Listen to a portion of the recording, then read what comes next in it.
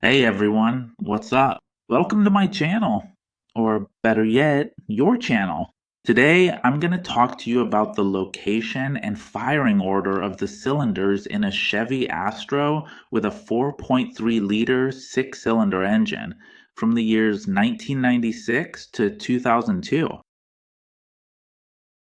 Here we can see an example of an engine from that vehicle.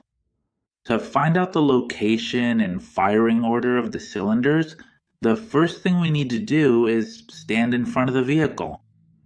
We open the hood and look toward the front. Once we're in that position, we know that to the right is the driver's side and to the left is the passenger side from that point of view. On the driver's side, you'll find cylinders 1, 3, and 5, and on the passenger side, cylinders 2, 4, and 6. The firing order would be as follows. First, cylinder number 1 fires, which is the one closest to the radiator.